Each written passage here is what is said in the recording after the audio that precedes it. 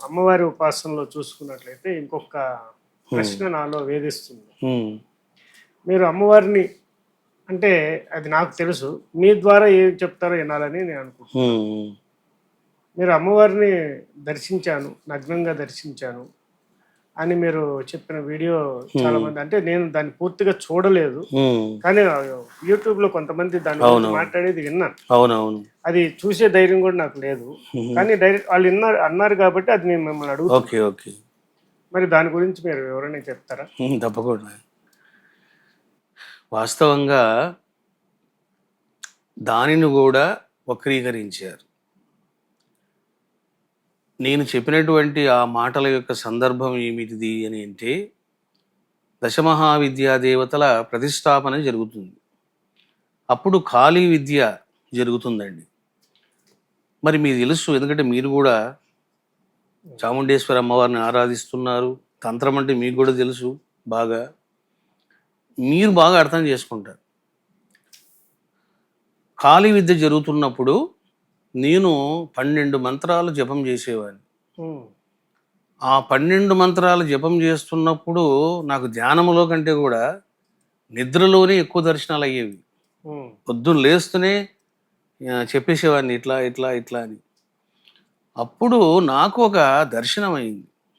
అమ్మవారు ఆమె ఒక 16 సంవత్సరాల అమ్మాయిలాగా కూర్చున్నది.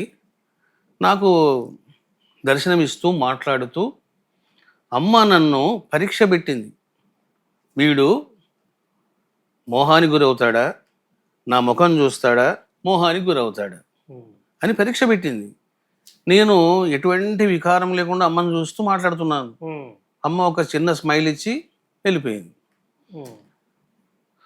నేను భక్తులకు ప్రవచనం చెప్పేటప్పుడు మీరు దశమహావిద్యలంటే చిన్న విద్యలు కాదు, అమ్మ పరీక్షలు పెడుతుంది. హ్మ్. మీరు మోహంతో ఉన్నా కామంతో ఉన్నా ఆమె మిమ్మల్ని అనుగ్రహించదు, అనుగ్రహించే ముందర టెస్ట్ పెడుతుంది అని చెబుతూ సందర్భంలో ఈ మాట చెప్పానండి. చూడండి నేను ఎందుకు చెప్పాను, ఏ సందర్భంలో చెప్పాను, ఇవన్నీ ఏమి దీని పూర్తి వీడియో ఉందా? పూర్తి వీడియో ఉంది. హ్మ్. ఏమి చేయకుండగా కేవలము అమ్మ వచ్చింది, కనబడింది అనే మాటల్ని పెడితే నేను హ్మ్. అంటున్నాను, అక్కడ అపహాస్యం చేసేది నన్న అవును. అమ్మవారినే.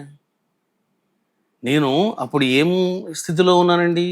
దీక్షలో ఉన్నాను, కంకణం కట్టుకున్నాను, ప్రతిష్టలో భాగంగా ఉన్నాను, ప్రవచనం చెప్తున్నా.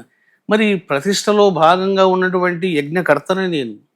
మరి అటువంటి మాటలు చాలా ఎవరన్నా మాట్లాడతారా? తప్పైన విషయం అది. నేను కూడా చాలా బాధపడ్డా. ఎందుకంటే ఇది నాకు కూడా ప్రత్యక్షమైనటువంటి అనుభవం అన్నమాట. హ్మ్. ఇది మా గురువులు కూడా నాకు మంత్రదీక్ష ఇచ్చినప్పుడు హ్మ్.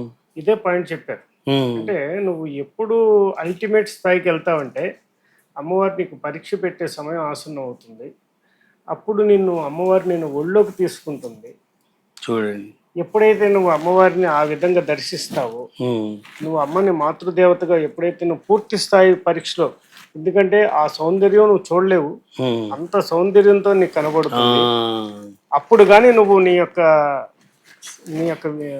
భక్తిని, నీ యొక్క విషయాన్ని, అది నీ అది అది. అనుష్ఠానాన్ని నువ్వు కాపాడుకున్నట్టయితే అమ్మ నిన్ను ఒళ్ళో కూర్చోబెట్టుకుంటుంది. హ్మ్. తర్వాత నువ్వు అడిగింది ఇస్తుంది, నీకు అది. వాక్శుద్ధి ఇస్తుంది హ్మ్. అని నాకు చెప్పడంతో నేను దానికోసం ఎన్నో అవును. హిమాలయాలు అవును. పరిశోధనాత్మకమైనటువంటివి, అవును.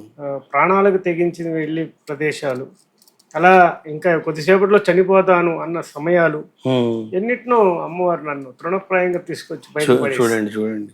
కాబట్టి ఈ విషయాన్ని ఒక మహర్షిగా, ఒక మహర్షి మీద వచ్చిన అభయాగాన్ని నేను ఖండిస్తున్నాను. హ్మ్. అందుకే దీని మీడియా పరంగా కానివ్వండి, ఈ విషయాన్ని నేను ఒప్పుకోను. హ్మ్. ఇది కావాలంటే చాలామంది దశమహావిద్యలు చేసే వారు కూడా ఈ పాటికే స్పందించాలి లెక్క ప్రకారం. ఆ! కాకపోతే మీడియా అందుబాటులో లేకపోవటమో ఏదో జరిగి ఉండొచ్చు. హ్మ్. మనకెందుకులే అనే పరిస్థితిలో అవునవును. ఉన్నారు. అవును. ఒకడికి బ్యాడ్ నేమ్ వస్తే ఆనందించే పరిస్థితి ఎక్కువైపోయింది. అవును. కాబట్టి దీన్ని నేను వేదికగా, అలాగే మీడియా పరంగా కూడా ఈ విషయాన్ని ఖండిస్తూ, ఈ విషయంలో మటుకి మిమ్మల్ని నేను సమర్థిస్తా, అంటే మిమ్మల్ని అప్రిషియేట్ చేస్తా. నా యొక్క చాముండేశ్వరి అమ్మవారి యొక్క అనుగ్రహం కూడా మీకు ఉంటుందని తప్పకుండా